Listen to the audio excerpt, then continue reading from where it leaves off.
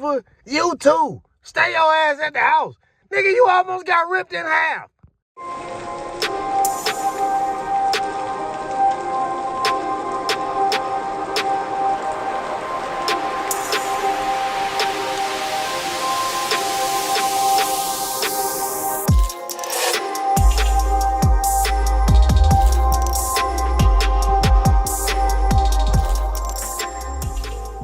What's going on, everybody? It's your boy Thingos, TGTV, back again. You already know what time it is.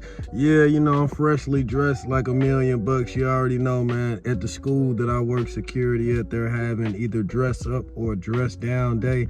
And you already know, if you got the choice to dress up or dress down, I'm always dress up, you know what I'm saying? But today, man, we got to talk about an event that I've been waiting to happen and be animated for Invincible for at least almost 10 years now, since I first read it.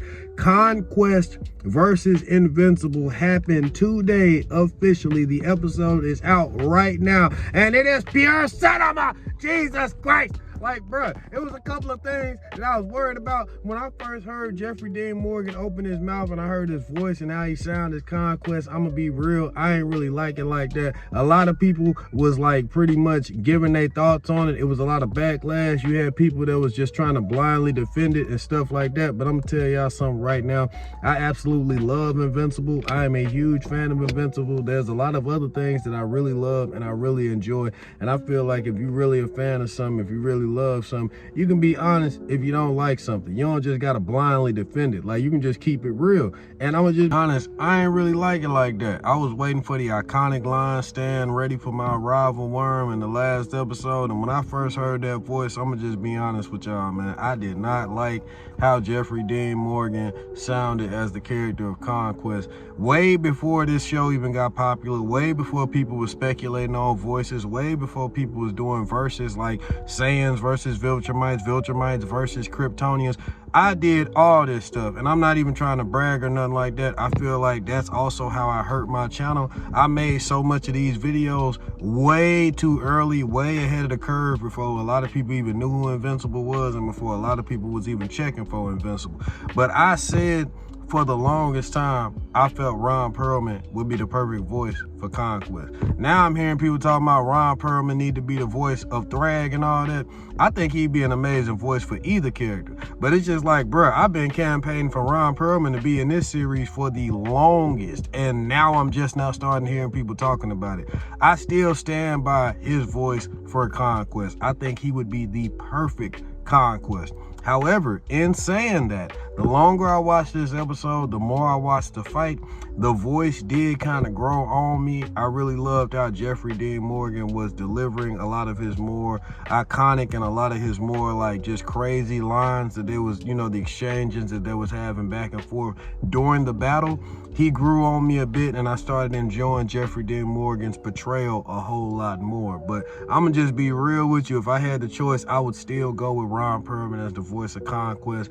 I don't think Jeffrey Dean Morgan would have been my first choice. Could he still be in the series and voice somebody? Of course, the guy has talent, but like I said, I just cannot see him as Conquest, even after watching the whole episode. And I enjoyed it. It was crack. I love this episode. Damn, it's probably the best episode of Invincible that we got so far. Like, I love this episode, but I just gotta be honest. It's my opinion. Don't jump down my throat. Don't try to attack me for it. Don't try to blindly defend it and talk about how I'm wrong about this, that, and the third. You can have your opinion. I can have mine. I do not think Jeffrey Dean Morgan is the best voice for Conquest. I still think that Ron Perlman would have been a just considerably better choice in my opinion. But did I enjoy it still? Yes, I did. Bro, the fight, the action, the carnage, the blood and gore. I don't know what it's up with Invincible. It was like a full circle moment. I don't know what's up with Invincible fighting super strong dudes, and then they grab him by his throat and they just force him through innocent lives and carnage and destruction. Like, that's the second time this happened. The subway and then this shit right here with Conquest. Probably gonna happen again for the show over. I ain't even gonna lie to you. But yeah, man, it's crazy. The brutality of it, the talk scenes, like how they was going back and forth, seeing like Conquest was kind of training Invincible in a way, trying to get him to bring out his strongest version of himself. He was trying to get him angry so that he could get a good fight. the Conquest was loving every second of this shit. He kind of remind me of like those typical anime characters that live for the fight. They live to catch the fade. He was just, I'm talking about, bro was enjoying every second of this, bro. Like he came to Invincible and was like, bro, you probably think I'm gonna be like a Nissa and be talking about how Viltrumite's gonna save this world and you are pointlessly resisting because we want to make things better and this, that, and the third. He like, nah, nigga, I don't care about none of that. I want your ass to resist. I want all the smoke, bro. I came here specifically to catch fade with you, bro. I've been hearing about you, man. I'm trying to see what's up, bro. Like, everybody on Viltrum is scared of me, my nigga. I conquer and I take over so many worlds, bro. I've done so much, bro, that these folks is scared of me. I have done so much destruction. I have done so much conquering that the Viltrumites are scared of me, bro. I am so alone. I ain't got no friends, no companionship, no nothing. I live for the fight. I live for the fade. I am so good at my job, bro, that it is a curse. It has put me in isolation because I'm so busy just killing niggas and taking shit over 24/7. I live for this. This is what I do. That's pretty much the speech that he gave Mark. Probably my favorite part of the episode. I'm gonna be honest, y'all probably gonna want to kill me for this again. I love Adam Eve. I like her character, but for some reason she kind of annoyed me in this fight. Like, why are you here? I know she had an amazing display of her power, which I feel like that's mainly what the scene was for, to really show you what Adam Eve can be capable of and what she's able to do and the length of her powers and stuff like that, which was all great. I love to see it. But Adam, take your ass home. What are you doing here? You ain't got no business being here, bro. Like, you can't do nothing against Conquest. Yeah, she got all glowy and she shot a huge beam out of her chest after Conquest killed your ass. Like, bro, get out of here. What are you doing? That's the only thing I didn't really like about it. Even though it was comic book accurate, she did do the exact same thing in the comic. And I will admit and argue that Invincible needed this push and this motivation to get sent over the edge to get the strength that he needs to finish Conquest off. But I don't care. Like I say, I'm a real fan, and when I'm a real fan of something, I talk about what I like and what I don't like. And even though I enjoyed the whole episode as a whole and the whole fight as a whole, the shit with Adam Eve just, I gotta admit it, I gotta be honest, it was kind of irritating me a little bit. Every time she popped up, I'm like, I know you love Mark. I know y'all love each other. Y'all together. We heroes. We just love each other. I can't live without you. Oh, I love you. Take your ass home. Oliver, you too. Stay your ass at the house. Nigga, you almost got ripped in half. You are going to die. Leave. That's how I felt the whole time I was watching this, bro.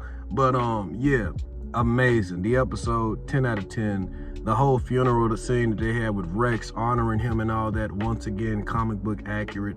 His name will live on through Robot.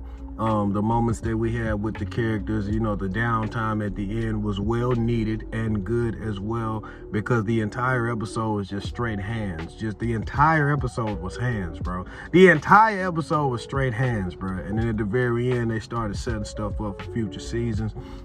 We got to see Battle Beast, which was also comic book accurate. Got to see him floating in space, looking like a frozen popsicle, like literally floating in the remains and the entrails and guts of the Viltrumite that he finished off. And he wakes up and the first thing he say is more. He reminds me a lot of Conquest. Conquest and Battle Beast never actually officially met each other or had any interactions in the comic book, which I feel is a shame, because those two would really get along and a fight between them would be amazing. I would love to see it. I know non-comic book readers are probably thinking the same thing and want to see this, but unless they change stuff in the show, bro, they don't never see each other, so that is unfortunate. And also, we got a setup of the Invincibles from the Invincible War. They're being worked on by St. Clair, and they're going to be turned into Reanimen for Cecil's use, which is brilliant setup. The Reanimen are already dangerous. If we get some Invincible Reanimen, Jesus Christ, like, So, you know, not just the Invincible getting stronger, all, you know, the characters are getting stronger in their own ways, you know what I'm saying? And that's crazy. I can't wait to see what they cook up with that. Cecil being dumb as hell, literally lying to Mark yet again and keeping Conquest alive. I don't care how secure you think that prison is, bro. Do you really think that's gonna do anything against Conquest? But you know where that's gonna go. They setting up for that. But yeah, all in all, the episode was amazing. I got no problems with it, 10 out of 10. The only things that I felt like could have been a little better or that I had a little problems with is the stuff that I mentioned earlier, but those are like personal grievances. They're not so big to where I would just take a number off or nothing like that. It wasn't that big of a deal. Like I said, the more I watched the episode, Jeffrey Dean Morgan did an amazing job. I enjoyed it the more I saw it. But still, Ron Perlman, in my mind, perfect voice for Conquest. And Adam Eve was just getting on my nerves a little bit. But other than that, the episode, 10 out of 10, perfect. Wouldn't change nothing. The adaptation of the fight was just my favorite fight in Invincible, hands down. And I'm probably going to watch this episode like 3 more times back to back. It was crack, pure cinema, beautiful. I'm going to make more videos talking about it, breaking it down and stuff like that. But just my initial thoughts and the review right there, 10 out of 10, great episode. Can't wait to see the next season and where this all goes. Hope you guys enjoyed the episode as well. Let me know what you think down below. And yeah, hope you're having a good day, night, wherever you are, guys. And until next time, peace.